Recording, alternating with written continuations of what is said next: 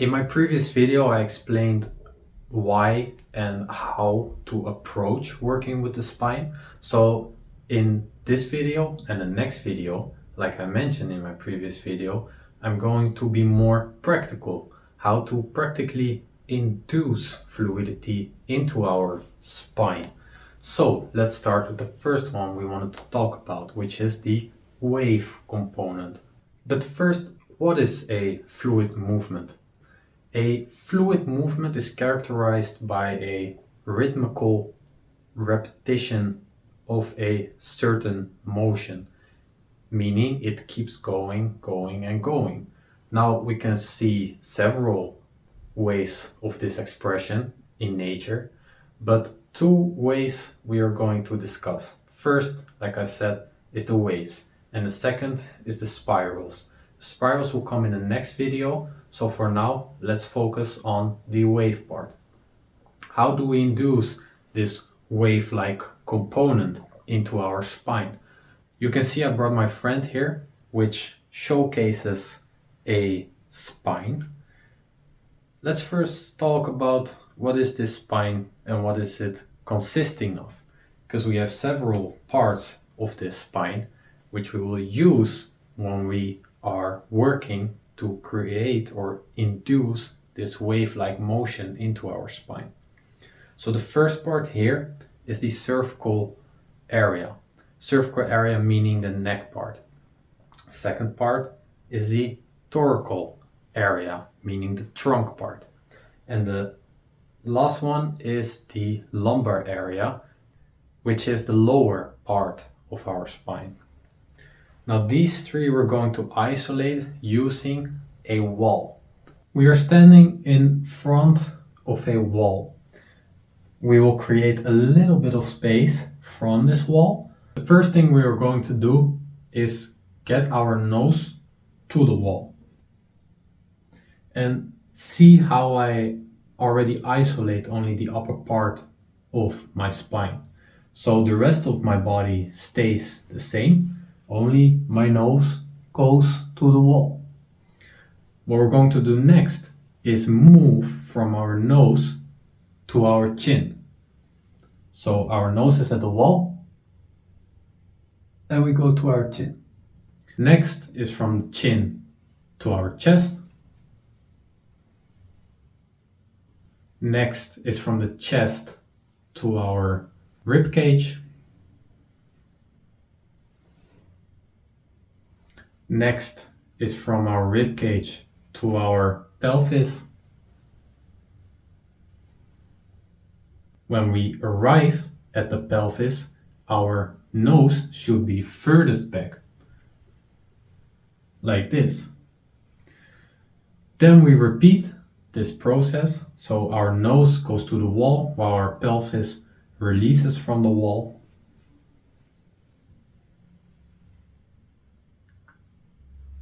Chin, chest, rib cage, pelvis, nose, chin, chin.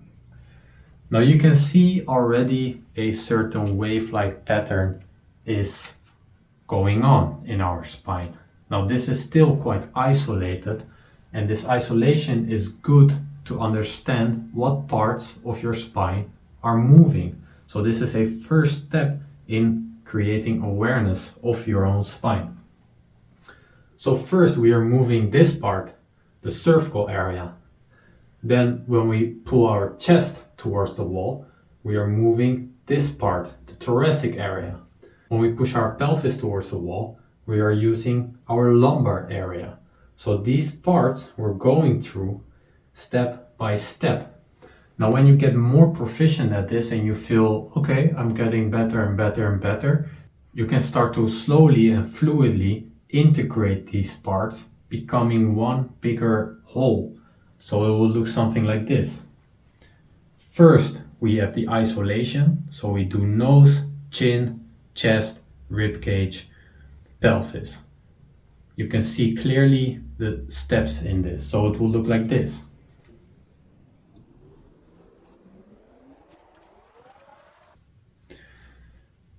When you feel you're getting more and more proficient at this, you can slowly integrate these parts and pasting them on each other so that the parts become not necessarily parts, but become one wave. Because now this wave is dissected into several parts, which is good to create attention and awareness of these areas.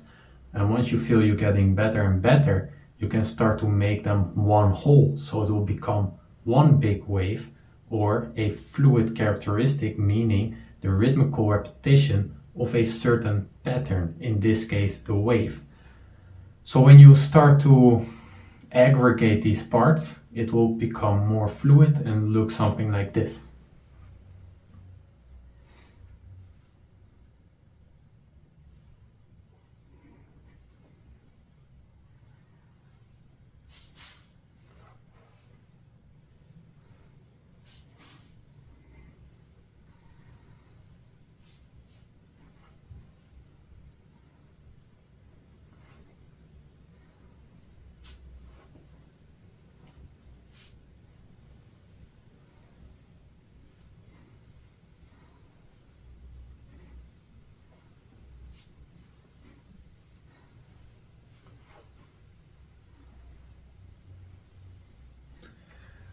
So you can see the several parts integrating into one, becoming one wave-like repetition of movement.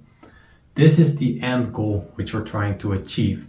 And the better you get at this, the more aware you'll become of your several parts, and these parts will become smaller and smaller until eventually you can start to feel every vertebrae or every component of the spine. So not as just the cervical spine, but in the cervical spine, the different components making up the cervical spine. So your 7 cervical vertebra, your 12 thoracic vertebra, and your 5 lumbar vertebra. These can all create motion and have their own motion. So these can be felt by the mover or the practitioner.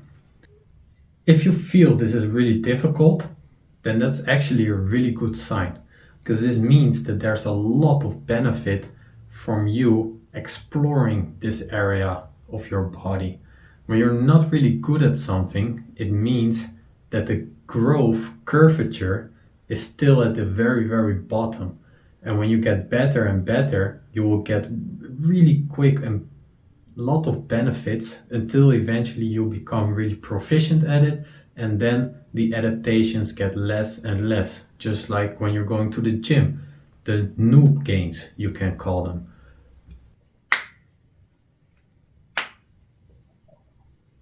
Now, like you just heard from my hands and finger, there will be some popping, clicking, cracking going on when you're doing this.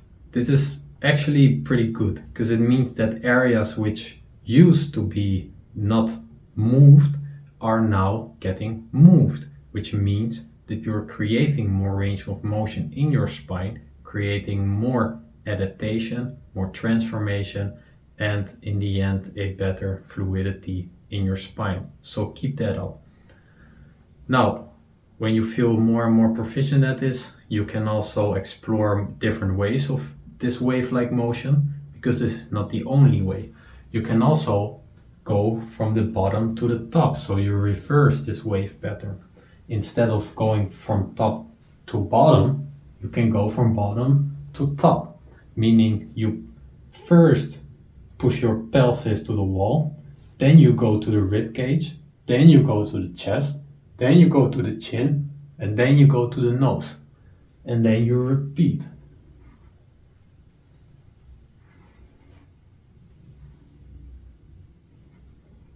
And one other way to use this wave-like motion in your spine, because your spine of course can do flexion and extension, but it can also do a lateral flexion, which means going to the side. This means we can dissect our spine in this motion as well, meaning we first go with our head towards one side, Then we follow until we reach our pelvis, and then our head goes back, and then we follow until we reach the pelvis. Then our head goes back, follow until we reach the end point. So we start with our head. We go from one side to the thoracic part to the pelvis part. Cervical part, thoracic part, pelvis part. Cervical part, thoracic part, pelvis part. And when you glue these parts together, you will also create a wave-like motion with the same principle behind it. First the cervical area, then the thoracic area, and then the pelvic area. Now this one, of course, you can also reverse. So you start with the pelvis and you go upwards towards the cervical area. So pelvis, thoracic, cervical.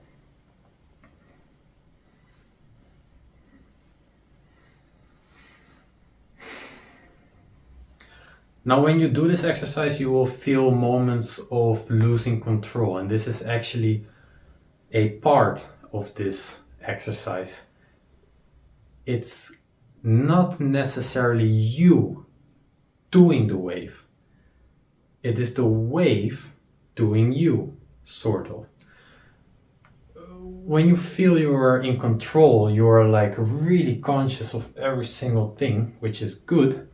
But after you get more proficient, you will feel, hey, I don't really have to think that much anymore. And you let go of control and just let it happen by itself. This is a extension of fluidic movement. People call this flow. You get into the zone. You lose the feeling of control, but actually you're really efficiently and good at it.